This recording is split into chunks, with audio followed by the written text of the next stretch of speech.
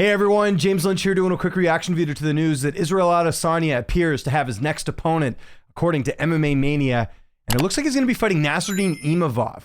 Alex Behunin, once again, this guy's been absolutely killing it this week. I told you guys you got to go follow him on Twitter. He works for MMA Mania. Says it clear as day here. Israel Adesanya, Nassourdine Imavov in the works for a second UFC Saudi Arabia fight night. Adesanya hasn't fought in a fight night, I think, since the Ultimate Fighter finale when he fought Brad Tavares, so that's been a little while, but we'll read the report right here. Knockouts Alert has reported that Israel Adesanya, Nassourdine Imavov is in the works to headline the second Saudi Arabia UFC fight night scheduled February 1st, 2025. We know they like pulling out the red carpet for the Middle East cards. Remember, we had Umar and Sandhagen. They really do want to have big events, so not surprised to see this fight as a potential fight.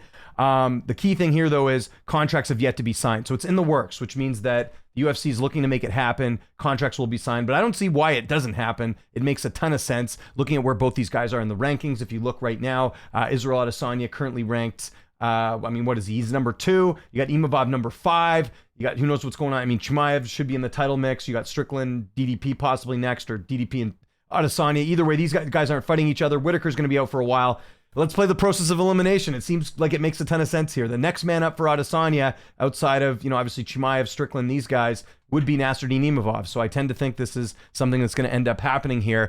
And, I think this is a great opportunity here for Nassourdine Imavov, and it's well-deserved. He's coming off that big win in his last fight over Brendan Allen, a fight that really showed that, again, he is right up there at the top. And then, of course, defeated Jared Cannonier prior to that. I know there was a bit of controversy there with the stoppage, but, look at this run right now. Dolidze, Cannonier, Allen, all ranked opponents. He's looked great. So, very interesting matchup here.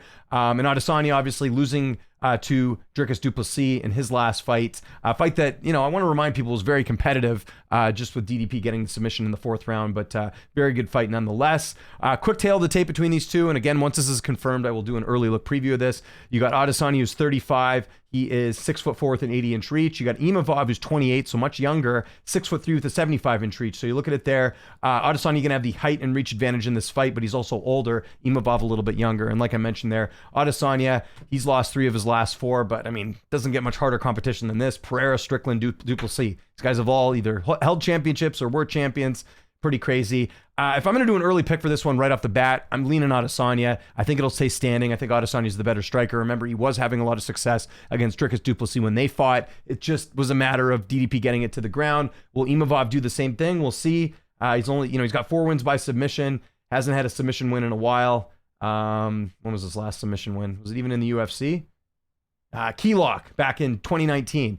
And by the way, I did want to double check that. Adesanya has only fought pay-per-views except for the tough finale. But again, this is more of like a premier fight night card if it's happening in Saudi Arabia. So yeah, I think the fight makes a ton of sense. We'll be keeping an eye out on if it's actually happening. And just to, again, clarify, contracts are not signed, not 100% official. But like I said, Alex usually on the ball when it comes to these reports. And he's, like I said, been killing the news this last couple of weeks. Go give him a follow over there at Alex Behunin. So I want to know what you guys think in the comment section below. Is this the fight to make? Do you think this makes a ton of sense? What is your early prediction if this fight does end up happening? Follow me on Twitter, TikTok, Instagram, @Lynch on Sports. My name is James Lynch. Thanks so much for watching, and I'll see you next time.